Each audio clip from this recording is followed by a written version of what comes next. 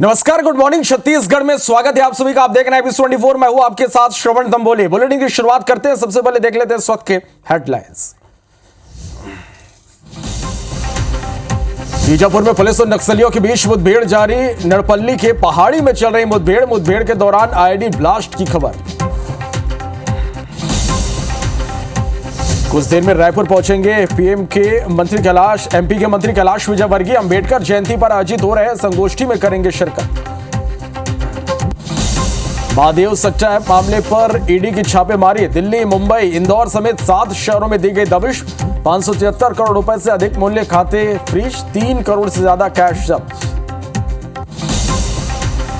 बीजापुर में पुलिस और नक्सलियों के बीच मुठभेड़। 1 नक्सली ढेर, शव बरामद। मौके से बोर राइफल, टिफिन बम भी बरामद।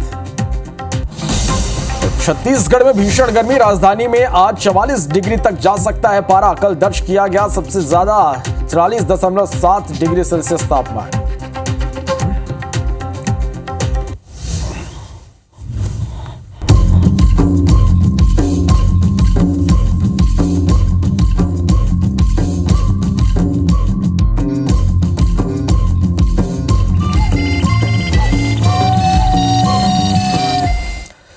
बुलेटिन की शुरुआत करते हैं एक बड़ी खबर के साथ। बीजापुर से बड़ी खबर, जहां पुलिस और नक्सलियों के बीच मुठभेड़ जारी है। नड़पल्ली के पहाड़ी में इस वक्त मुठभेड़ हो रही है। मुठभेड़ के दौरान आईडी ब्लास्ट की भी खबर है। तो यह बड़ी खबर आप तक हम पहुंचा रहे हैं बीजापुर से, जहां पड़ी में मुठभेड़ चल रही है और मुठभेड़ के दौरान आईडी ब्लास्ट की भी खबर है। तो ये बड़ी खबर इस वक्त की बीजापुर से हम आप तक पहुंचा रहे हैं। नक्सल मोर्चे पर एक बार फिर से यह मुठभेड़, पुलिस और नक्सलियों के बीच मुठभेड़ जारी है और लगातार जिस तरह से सफलता मिल रही है उसके कुछ आंकड़े हैं जो इस वक्त आप देख पा रहे हैं। 2025 यानी इस साल बड़े नक्सल ऑपरेशन में किस तरह से जवानों को सफलता मिली। 3 जनवरी को 3 नक्सली मुठभेड़ के दौरान ढेर हुए। गरियाबंद में यह मुठभेड़ हुई। इसके बाद 5 जनवरी को नारायणपुर में 5 नक्सली मारे गए। 16 जनवरी को भी एक बड़ी सफलता मिली। 20 नक्सली सुकमा में ढेर हुए।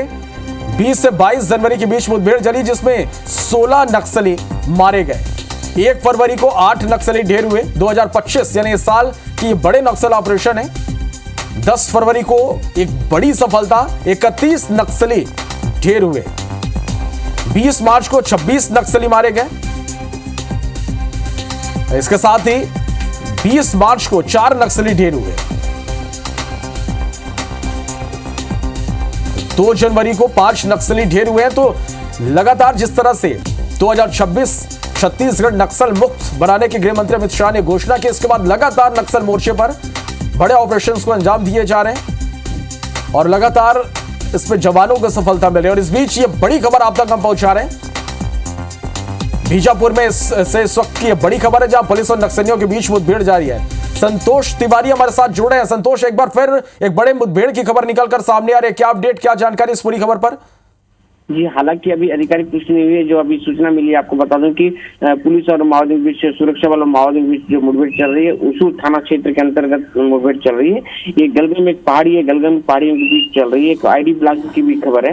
हालांकि इसमें माओवादियों को कुछ नुकसान होने की खबर आ रही है, लेकिन अभी हालांकि अधिकारी इस बात में पुष्टि नहीं की। आपको बता दूं कि सुरक्षा बल लगातार किसी न किसी प्रकार से सर्चिंग अभियान जारी है। सूचना मिलते साथ कहीं न कहीं माओवादी की सूचना मिलते साथ पुलिस की सुरक्षा बल वहां पहुंच रही है और मुठभेड़ हो रही है। इसके पहले बीती रात की भी एक मुठभेड़ हुई थी जिसमें एक नक्सली मारा गया। उसकी हालांकि शिनाख्त नहीं हुई है। हालांकि आपको बता दूं कि अभी भी जो मुठभेड़ चल रही है इसमें भी कहीं न कहीं किसी न किसी प्रकार से माओवादी नुकसान होने की खबर आ रही है। हालांकि इस बारे में मुठभेड़ के उसूर थाना क्षेत्र में जो गलगम के पास मुठभेड़ हुई, हालांकि आधिकारिक पुष्टि भी नहीं हुई है। आपको बता दूं कि इसके पहले जो रात की मुठभेड़ हुई जिसमें एक माओवादी मारा गया, हालांकि उसकी शिनाख्त नहीं हुई है। ये जो माओवादी की लगातार जो सूचना मिल रही है, सूचना मिलते साथ पुलिस की सुरक्षा बल पहुंच रही है। और अमित शाह जी जो बोले थे कि 2026 तक माओवादी समाप्त हो जाएगा, जिसको लेकर कहीं न कहीं लगातार पुलिस अपना अभियान तेजी से अपना अभियान चला रखे हैं। जी संतोष, कितनी बड़ी संख्या में नक्सलियों की यहाँ पर मौजूदगी हो सकती है?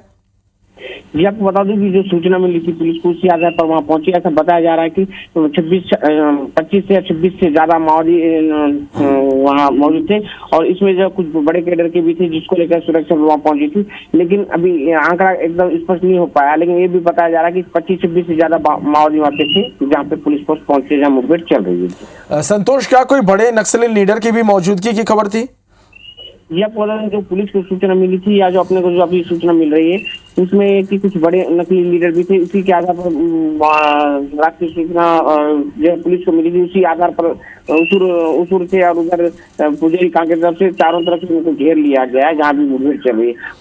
बड़े केडर के माओवादी रहे, इसी प्रकार चारों तरफ से माओवादियों को घेरने की पहले से पूरा रणनीति बना के पुलिस उनको घेर रही है। तो ऐसा आशंका जताया जा रहा है कि कोई ना कोई बड़े लीडर भी मौजूद रहे। जिस जगह पर ये मुठभेड़ इस वक्त चल रही है, संतोष, आपसे समझना चाहेंगे कि किस तरह का ये इलाका है? जी आपको बता दें कि दूर नक्सल प्रभावित इलाका माना जाता है, जहाँ पे मुठभेड़ चल रहा है। ये उसूर थाना क्षेत्र के अंतर्गत गलगम, एक जो नंदम पल्ली गलगम जो इलाका आता है, ये पूरा पहाड़ियों के बीच में बसा हुआ। इसके पहले भी एक बार मुठभेड़ हुआ था। आपको बता दूंगा, आज से लगभग 7-8 महीना पहले जो मुठभेड़ हुआ था, जिसमें वहाँ पे लगभग 16 या 17 माओवादी मारे गए थे। ये माओवादियों का गढ़ माना जाता है, माओवादियों के लिए महफूज इलाका माना जाता है, जो पहाड़ियों को, गलगम और नलमपल्ली पहाड़ियों को। और उसी बीच में भी मुठभेड़ चल रही है। ये माओवादियों के जो सेफ जोन माना जाता है, जहाँ मुठभेड़ चल रही है, और ये बड़े लीडर भी होने की आशंका जताई जा रही है, क्योंकि माओवादियों के लिए सुरक्षित स्थान जो माना जा रहा था, जहाँ भी मुठभेड़ चल रही है। चलिए, आप नजर बना के रखिएगा, अपडेट दर्शकों तक पहुंचाएंगे। शुक्रिया पूरी जानकारी के लिए। बड़ी खबर रायपुर से, जहां ईडी जोनल ऑफिस के बड़ी कार्रवाई देखने को मिली। Mahadev online book betting app मामले में यह छापेमार कार्रवाई की गई। दिल्ली, मुंबई, इंदौर, अहमदाबाद, चंडीगढ़, चेन्नई और जबलपुर में छापेमार कार्रवाई की गई। 3 करोड़ 29 लाख नकदी समेत विभिन्न दस्तावेज और इलेक्ट्रॉनिक रिकॉर्ड जब्त किए गए। 573 करोड़ रुपए से अधिक मूल्य के प्रतिभूति बॉन्ड डीमैट खाते फ्रीज किए गए हैं।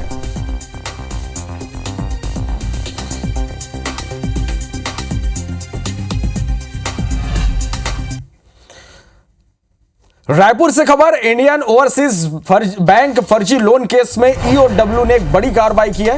राजीव ब्रांच के मैनेजर और बैंक के 2 क्लर्क को गिरफ्तार किया गया है। एसीबी ईओडब्ल्यू की विशेष कोर्ट में पेश किया गया। 29 अप्रैल तक पूछताछ के लिए पुलिस ने रिमांड पर ले लिया है। साल 2022-23 में 1 करोड़ 65 लाख रुपए के इन्होंने गबन किया था। खाता धारकों के बंद खातों के जरिए यह गबन हुआ था।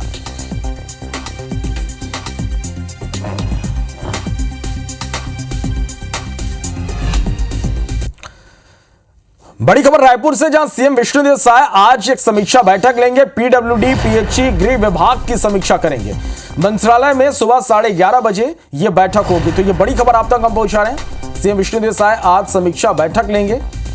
पीडब्ल्यूडी, पीएचई, गृह विभाग की समीक्षा आज सीएम करेंगे। मंत्रालय में सुबह 11:30 बजे यह बैठक होगी।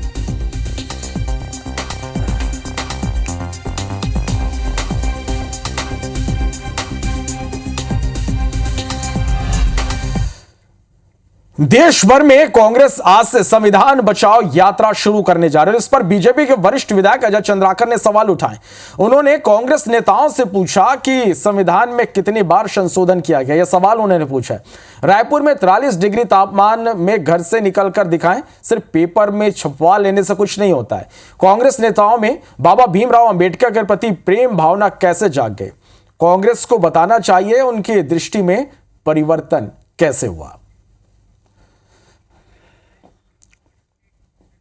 कांग्रेस ने अपने कार्यकाल में संविधान में कितने बार संशोधन किए? 43 डिग्री में घर से निकल के बताएं, पहले पेपर में छपवा लेना अलग विषय। अचानक अंबेडकर जी के प्रति, बाबा साहब के प्रति प्रेम का कारण क्या है, ये भी बताएं। अचानक इस साल 2 साल में बाबा साहब के प्रति उनका प्रेम कैसे उमड़ रहा है, इनको बताना चाहिए दृष्टिकोण में परिवर्तन उनका किन कारणों से हुआ उसको। वाड्राप नगर से बड़ी खबर है, जहां बचराज कुमार धाम में बैगा ने जमकर उत्पात मचाया। शराब के नशे में कई दुकानों में तोड़फोड़ की गई। प्रसाद बेचने वाले दुकानदारों के साथ गाली गलौज की गई। दर्शनार्थियों ने घटना का वीडियो बनाकर वायरल कर दिया है। चलगली थाना क्षेत्र के बाबा बचराज कुमार धाम का यह पूरा मामला है। तस्वीरें आप देखिए। देवेश हमारे संवाददाता ज्यादा जानकारी के साथ फोन लाइन पर जुड़े हैं। देवेश, कब की ये पूरी घटना है? ये देखिए श्रवण, बताना चाहूंगा, ये बाबा बछराज कुंवर धाम की घटना है। कल लगभग 3 बजे के आसपास बैगा शराब के नशे में वहां पे पहुंचा और सभी दुकानदारों को यहां से दुकान हटाओ करके और घुस के दुकानों में तोड़फोड़ किया है। मामले का वीडियो दर्शनार्थियों ने बनाया है और काफी गहमा गहमी का माहौल बन गया। वहां पे हाथापाई की नौबत आ गई। इसके बाद सभी व्यापारी जो थे वो थाने की शरण में गए हैं। फिलहाल वहां पे जांच की जा रही है पुलिस के द्वारा और ये बोला जा रहा है कि दोषी बहरे के ऊपर कार्रवाई की जाएगी। जी चले देवेश, पुलिस ये कह रही है कि कार्रवाई की जाएगी। देखना होगा कि कब तक और क्या कार्रवाई होती है। शुक्रिया इस पूरी जानकारी के लिए।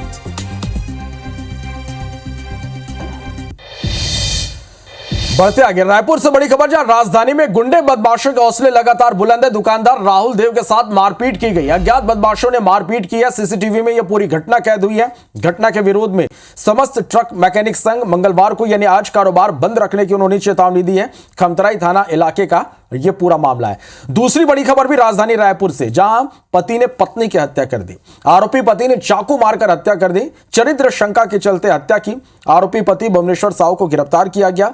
राजेंद्र नगर थाना इलाके का यह पूरा मामला है।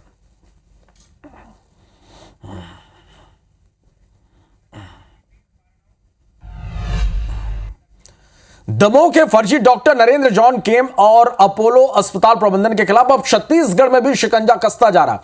बिलासपुर के सरकंडा थाने में फर्जी डॉक्टर जॉन और अपोलो प्रबंधन के खिलाफ एफआईआर दर्ज होने के बाद पुलिस अब फर्जी डॉक्टर के गिरफ्तारी की तैयारी में। एसएसपी ने मामले की जांच के साथ डॉक्टर जॉन की गिरफ्तारी के लिए टीम गठित कर दी है। सीएसपी सिद्धार्थ बघेल के सुपरविजन में टीआई नीलेश पांडे को मामले की जांच और डॉक्टर की गिरफ्तारी का जिम्मा सौंप दिया गया है। जल्द ही टीम डॉक्टर जॉन की गिरफ्तारी के लिए मध्य प्रदेश रवाना होगी। वहीं एसएसपी रजनीश सिंह ने बताया कि पुलिस डॉक्टर जॉन की डिग्री, दस्तावेजों के साथ ही अपोलो में नियुक्ति और प्रैक्टिस तक के पूरे कार्यकाल की जांच कर रही है। इसमें डॉक्टर के फर्जी दस्तावेज की जानकारी पुलिस के सामने आई है। बता दें कि पूर्व विधानसभा अध्यक्ष स्वर्गीय राजेंद्र शुक्ल के परिजनों की शिकायत पर पुलिस ने मामला दर्ज किया है। इसमें शीघ्र ही टीम रवाना होगी और उस डॉक्टर की गिरफ्तारी की जाएगी। जो भी क्वेरी है वो सारा कुछ डॉक्यूमेंट मांगा जाएगा कि उस समय क्या क्या चीज़ें हुई थी और क्या क्या लापरवाही हुई और इसको किस आधार पर रिक्रूट किया गया था। बिलासपुर में गुरु घासीदास केंद्रीय विश्वविद्यालय यानी जीजीओ के छात्रों से नमाज पढ़ाने का विवाद थमता नजर नहीं आ रहा। अब इस विवाद में एनएसयूआई की एंट्री हो गई। एनएसयूआई ने भी छात्रों का साथ देते हुए यूनिवर्सिटी प्रबंधन के खिलाफ मोर्चा खोल दिया। एनएसयूआई ने कुलपति का पुतला जलाते हुए इस्तीफे की मांग की। दरअसल 14 अप्रैल को विश्वविद्यालय के कुछ छात्रों ने कोरी थाने पहुंचकर यूनिवर्सिटी प्रबंधन के खिलाफ एनएसएस कैंप में जबरन नमाज पढ़ाए जाने की शिकायत की थी।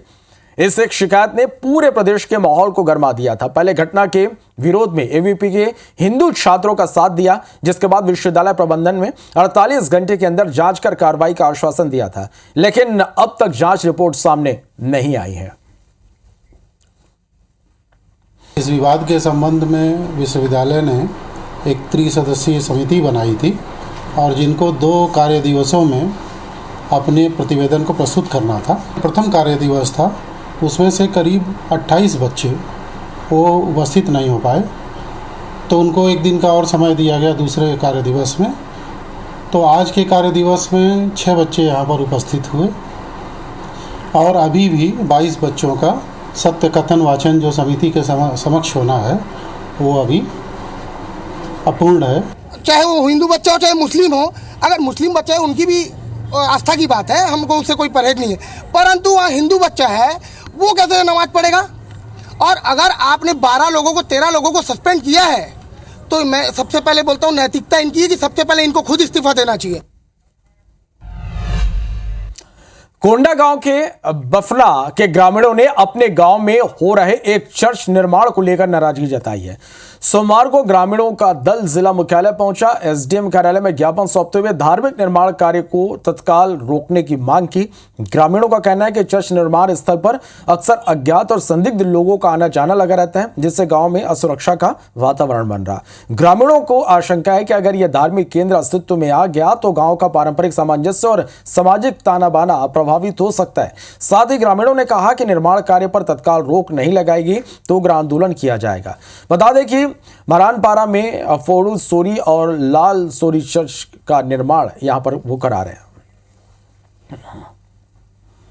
हमारे ग्राम में जो हर वर्ग के लोग रहते हैं, एसटी, एससी, ओबीसी, तो हमारे भोले वाले लोगों को ईसाई मिशनरी में कन्वर्ट किया जाता है। इसलिए हमारा मांग यही है कि हमारे ग्राम में चर्च ना हो। अपने धर्म को छोड़ के दूसरे धर्म, इसी धर्म में जा रहे हैं, इनके लिए पूरे ग्रामवासी हम इसके लिए विरोध करेंगे। अगर शासन प्रशासन हमारा बात को अगर नहीं माने तो फिर आगे हम उग्र आंदोलन करने के लिए हम तैयार हैं। गरियाबंद के छुरा के रहने वाली एक बुजुर्ग ने खून से राष्ट्रपति को खत लिखकर न्याय की गुहार लगाई है। दरअसल टीबी रोग से पीड़ित बुजुर्ग ओम बाई ने पुश्तैनी जमीन पर पूर्वजों की समाधि बनाई थी। बुजुर्ग का आरोप है कि इस समाधि को संतोष सारडा नामक शख्स ने न सिर्फ तोड़ दिया बल्कि उसके साथ बदसलूकी कर कब्जा भी कर लिया, जिसे लेकर कलेक्टर एसपी से गुहार लगाई गई, लेकिन किसी ने सुनवाई नहीं किया। बुजुर्ग ने जाट फिल्म की तर्ज पर अपने ऊपर हुए जुल्म की कहानी खून से लिखकर राष्ट्रपति को भेज दिया। वहीं समाधि तोड़ने को लेकर बुजुर्ग के समाज के लोग भी गुस्से में हैं और न्याय की मांग कर रहे हैं। उधर प्रशासन का कहना है कि पिछले 3 साल से चल रहे जमीन विवाद में फैसला संतोष सारडा के पक्ष में हुआ है, जमीन ओम बघेल की नहीं है। मोर बेटा मठा खन कोड़ के उखाड़ के फेंक दी और मोर सास के मतलब खन कोड़ के उखाड़ दी ते कैसे ती दुखी हो फिर ओकर झोपड़ी ला। मेरी अनुपस्थिति में जो है यह घटना को घटित कर दिया गया, जिससे मैं बहुत आहत हूँ। मैं शासन प्रशासन से विनम्र विनती करता हूँ कि मुझे न्याय दिलाने की कृपा करे। जो भी कार्यवाही हुई है वो राजस्व अमले के द्वारा की गई है, जिसमें सुरक्षा की मांग पर पुलिस पूरी कार्यवाही के दौरान उपस्थित थी। पुलिस के पास अभी सूचना आई है, जांच जारी है। जांच में जो भी तथ्य आएंगे उस हिसाब से कार्यवाही की जाएगी। भूमि स्वामी को कब्जा दिलाने के पश्चात जब हमारा दल वापस आ गया, उसके बाद भूमि स्वामी के द्वारा उस जमीन पर कब्जा लिया गया। कब्जा लेने के बाद उसके द्वारा मठ को हटा दिया गया है। अगर इसमें कोई वाद विवाद की स्थिति बन रही है तो हम पुनः जांच करके उस पर उचित कार्रवाई करेंगे।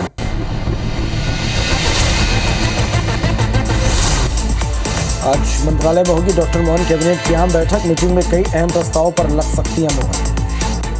मुख्यमंत्री डॉक्टर मोहन यादव आज विज्ञान परिषद के स्मारिका का विमोचन करेंगे। सीएम हाउस में कार्यक्रम का आयोजन होगा। ग्वालियर के बहोड़ापुर थाना क्षेत्र में फायरिंग का वीडियो सोशल मीडिया में वायरल। आरोपी युवक की तलाश में जुटी पुलिस। इंदौर के एमआई अस्पताल में एक मरीज ने पेड़ से लटक कर फांसी लगा ली। घटना अस्पताल के पार्किंग की है। पुलिस मामला दर्ज कर जांच में जुटी है। सतना में पेट्रोल पंप पर लूट के इरादे से आए 3 बदमाशों ने कर्मचारियों पर जानलेवा हमला कर दिया। हमले में एक कर्मचारी गंभीर रूप से घायल हो गया। घटना का सीसीटीवी फुटेज सामने आया। भोपाल में एलडीसी पद पर भर्ती परीक्षा के दौरान साल भर गिरफ्तार हुआ। दूसरे छात्र के स्थान पर परीक्षा देने आया था युवक। ड्यूटी स्टाफ ने युवक को पकड़कर पुलिस के हवाले कर दिया। नर्मदापुरम में ऑटो चालक ने अपने पड़ोसी मां और बेटी की कुल्हाड़ी से हत्या कर दी। आरोपी ने पहले घर में घुसकर मां को मारा, फिर जान बचाकर भागती बच्ची की भी हत्या कर दी। एसपी ने 24 घंटे के अंदर डबल मर्डर के आरोपी को गिरफ्तार करने की जानकारी दी। सागर के एक खदान में काम कर रहे मजदूर पर पेड़ और मिट्टी गिर गया। मजदूर की मौके पर मौत हो गई। भिलाई में पत्नी ने खाना नहीं बनाया तो गुस्से में आकर पति ने लोहे की गैती से पत्नी पर वार कर दिया। गनीमत रही कि वो किसी तरह भाग निकली। सिवनी के कानीवाड़ा में चोरों ने एक घर में चोरी की वारदात को अंजाम दिया। चोरों ने जेवरात और रुपए समेत लाखों के सामान पर हाथ साफ कर दिया। इंदौर के एस्टेट में अवैध हथियार की तस्करी करते एक आरोपी को गिरफ्तार किया। आरोपी के पास से 4 पिस्टल और 1 मैगजीन जब्त की गई।